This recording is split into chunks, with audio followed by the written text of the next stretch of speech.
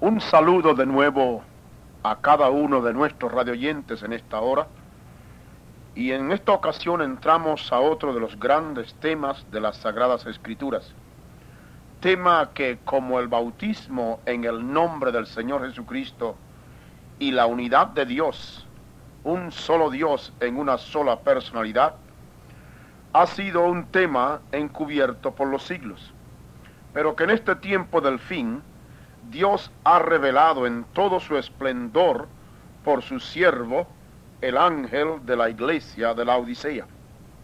Revelación que trae la explicación de muchos misterios ignorados, por los cuales grandes errores eran predicados como si fueran verdad. El tema a que queremos referirnos es las dos simientes en el mundo y su origen. O sea, los hijos de Dios y los hijos del diablo. Dos simientes o generaciones que nadie puede negar que existen, aunque a primera vista pareciera que solo fueran uno, y que todos los hombres vinieran del mismo padre, Adán. Esto es la impresión que todo el mundo, mirándolo sencillamente, puede tener. Sin embargo, al seguir las Escrituras hallamos su completa separación. Esto es lo que queremos hacer en estos programas siguientes. Sin duda que será imposible agotar el tema, pero haremos referencia a todas las citas posibles de la Biblia en la esperanza de dejar todo lo más claro posible. Así que comencemos viendo lo que al respecto dice el Señor Jesucristo. En el capítulo 8 de Juan, si usted quiere abrir su Biblia allí, una porción de este capítulo lo leímos al principio del mensaje. Ahí en el capítulo 8 de Juan hay una polémica levantada por los judíos en cuanto a su origen.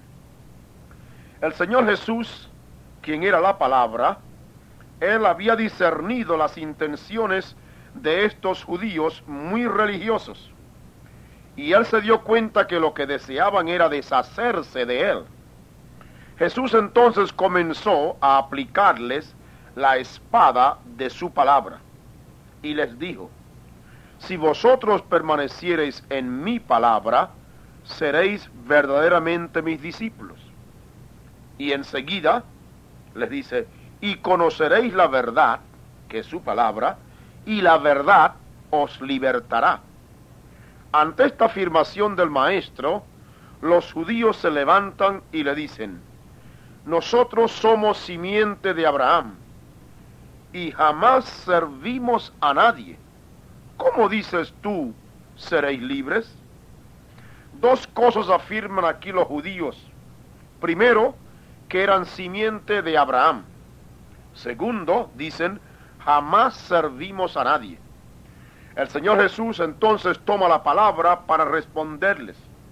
Y en el verso 34 el Señor Jesús les dice: todo aquel que hace pecado es siervo de pecado.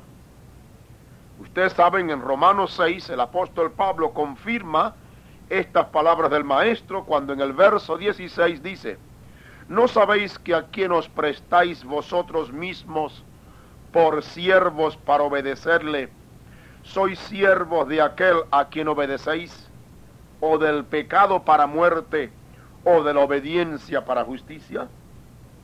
Con las palabras del Maestro, todo aquel que hace pecado es siervo de pecado, quedaron desarmados, porque si bien no aparentaban servir a hombres, con todo no podían negar que eran pecadores, lo que indicaba que ya no eran hombres libres. La palabra del Maestro entonces prevaleció. Jamás servimos a nadie era un estribillo que no se podía justificar. Ahora, la otra afirmación de que eran simiente de Abraham, también la contesta el Señor. En el verso 37 le dice: sé que soy simiente de Abraham, mas procuráis matarme porque mi palabra no cabe en vosotros. Ahora, esta respuesta, amigo mío, es una respuesta divina y es digna de ser analizada, porque el Señor aquí reconoce que como vienen de Abraham por la carne. Este es el pensamiento que el Señor no quiere quizás quitar de la mente de estos judíos. Bueno, ustedes dicen que vienen de Abraham. Bueno, ustedes vienen de Abraham. Pero hay algo tan fundamentalmente malo que no obstante llamarse de la simiente de Abraham, querían matar al Dios de Abraham, el yo soy, el Dios de la gloria, el yo soy, que se le presentó a Moisés y le dijo, yo soy el Dios de Abraham, el Dios de Isaac. Ahí estaba el Dios de Abraham.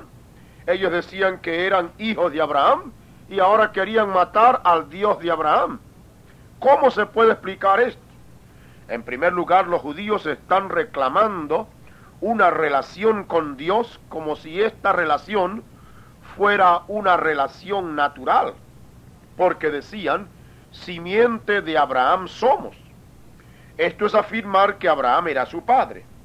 Entonces Jesús continúa para explicar su punto y les dice en el verso 38, yo hablo lo que he visto cerca del Padre, y vosotros hacéis lo que habéis oído cerca de vuestro Padre. Aquí el Señor se profundiza más, procurando así darles su verdadero origen, del cual ellos no solo ignoran, sino que no estaban dispuestos a aceptar. Cuando oyeron decir de vuestro Padre, levantaron la voz de nuevo para exclamar, nuestro Padre es Abraham. A lo que el Señor Jesús le respondió, si fuerais hijos de Abraham, las obras de Abraham haríais. Este es uno de los más grandes reproches. Ustedes reclaman ser hijos de Abraham y dicen nuestro padre es Abraham. Si ustedes fueran hijos de Abraham, las obras de Abraham haríais. Ahora, ¿qué obra había hecho Abraham? Génesis 18 nos dice que cuando el Señor se le apareció a Abraham como hombre, Dios hecho carne, se le apareció a la tienda, comiendo con él, etc. La Escritura dice que Abraham recibió al Señor. Abraham le sirvió comida y comió con él. Y Abraham creyó a su palabra y creyó a la señal que le dio cuando discernió los pensamientos y las intenciones de Sara detrás de la puerta de la tienda. Pero ahora, estos que se llaman hijos de Abraham, tienen intenciones completamente opuestas. Si fuerais hijos de Abraham, las obras de Abraham haríais. Abraham recibió al Señor, creyó su palabra, creyó la señal, tuvo comunión con él. Ahora ustedes se llaman hijos de Abraham y las intenciones son completamente opuestas. Jesús, después de discernir sus intenciones, le dice, pero ahora procuráis matarme. ¿A quién procuraba matar? A Jesús. ¿Quién es Jesús? Él le dijo, hombre que os he hablado la verdad, la cual he oído de Dios. Y enseguida vuelve el Señor a la carga con su palabra y le dice, no hizo esto Abraham. Así que el Señor Jesús los va llevando poco a poco a la realidad de su origen, mostrándoles que están errados, porque por venir por la carne de Abraham no significaba que tenían ninguna relación con Dios como hijos de Abraham en el sentido genuino, ni como hijos de Dios. Así que el Señor Jesús los va llevando poco a poco a la realidad de su origen. Por eso en el verso 41 les dice entonces, vosotros hacéis las obras de vuestro padre. Aquí el Señor los contrasta. Te dice que son de Abraham, dice, si fueran de Abraham hicieran las obras de Abraham. Pero como ustedes no son de Abraham, ustedes están haciendo la obra de su padre. El Señor Jesús aquí está separándolos completamente de la paternidad de Dios en primer lugar. Y les muestra que no son hijos de Dios, porque quieren matar justamente a su Dios vestido de carne. A la vez el Señor está separándolos también de la paternidad espiritual de Abraham, pues de ser hijos de Abraham, las obras de Abraham harían. Procure usted darse cuenta, amigo mío, de la sabiduría del Maestro en sus palabras. Ahora, él volvió a decirles: vosotros hacéis las obras de vuestro Padre. Al arrinconarnos el Señor Jesús con sus palabras, a las cuales ya en cuanto a Abraham no tienen argumentos, salen entonces con otro argumento que, por cierto, millares pasan por alto su significado. Óigalo bien. Cuando el Señor les ataca y le pone por su palabra y les dice que ellos están procurando hacer las obras de su Padre, vosotros hacéis las obras de vuestro Padre, entonces, oiga el argumento de los judíos. Le dicen: nosotros no somos nacidos de fornicación. Un Padre tenemos que es Dios. Ahora, ¿sabe usted lo que los judíos quisieron decir con las palabras nosotros no somos nacidos de fornicación? Esto es algo que se remonta al Edén, al principio, a Adán y a Eva. Ellos quisieron pasar más allá de Abraham para justificarse como venidos de Dios. Un Padre tenemos que es Dios. ¿Por qué negaban no haber nacido de fornicación?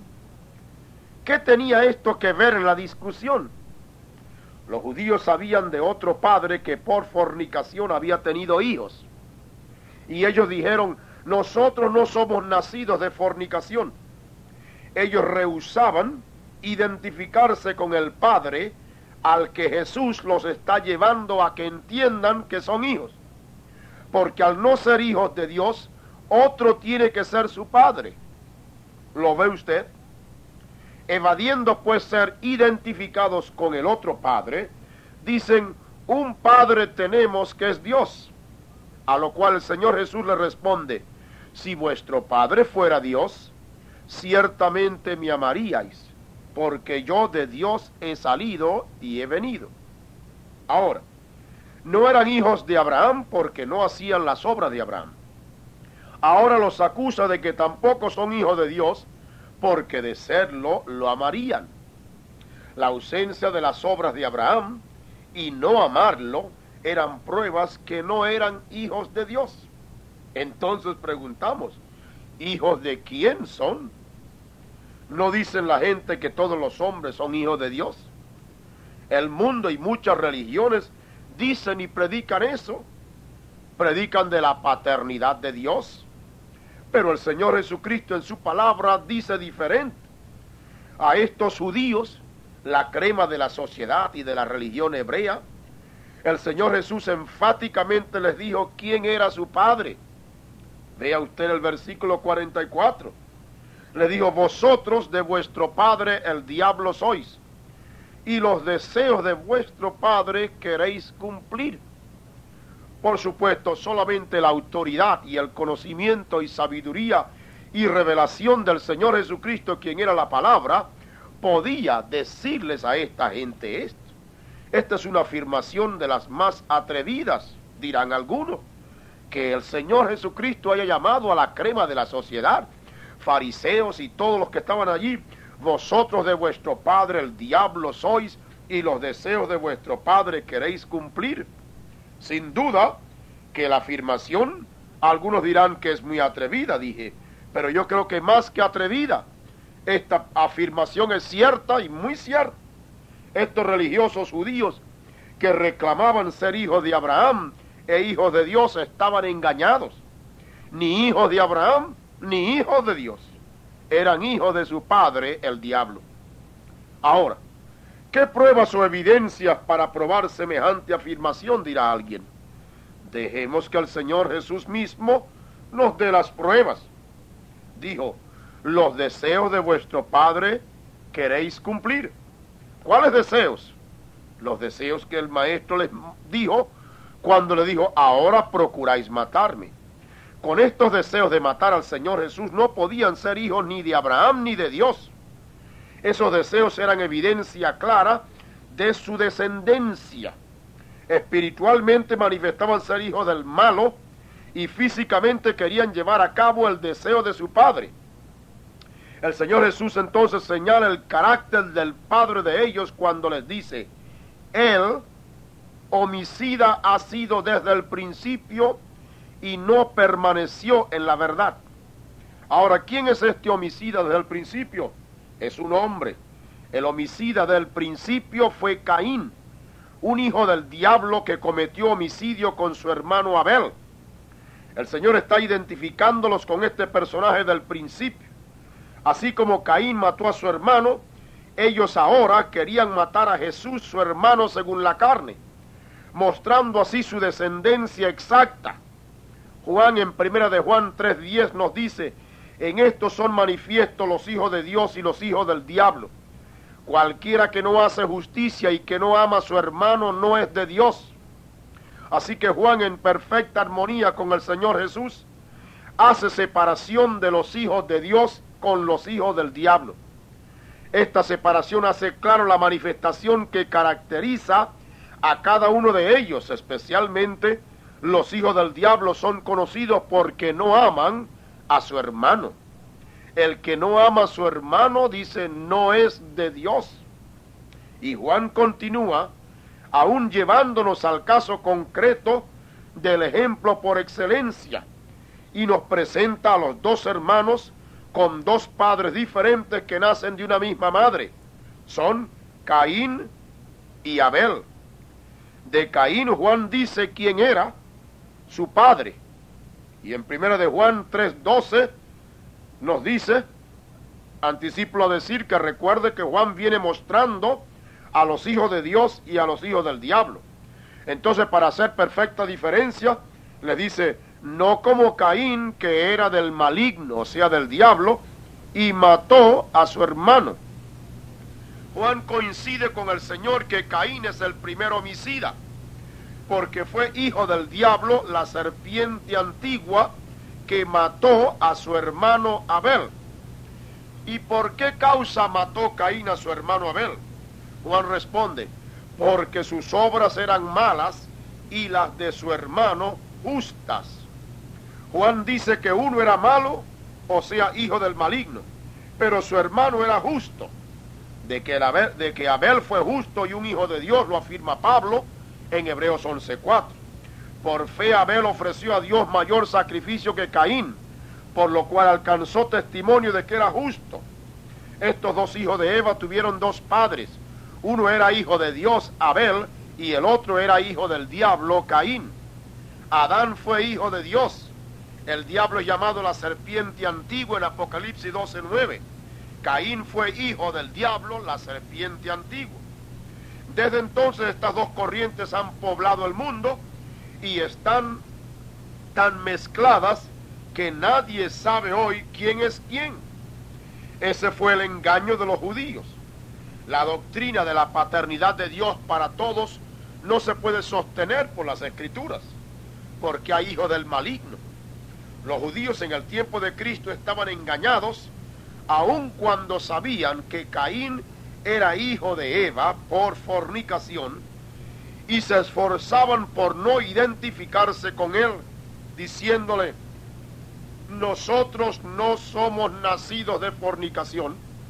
Con todo, su engaño, o el engaño en que estaban, fue descubierto por el Señor Jesús. Él les probó que su descendencia era del diablo, porque sus deseos querían cumplir. Y él dijo: vosotros de vuestro padre el diablo sois, y los deseos de vuestro padre queréis cumplir. Queda pues comprobado por las Escrituras que desde el principio han existido estas dos simientes o generaciones, cuya mezcla en el mundo se ha generalizado y se ha propagado, quedando solo para Dios saber a dónde están.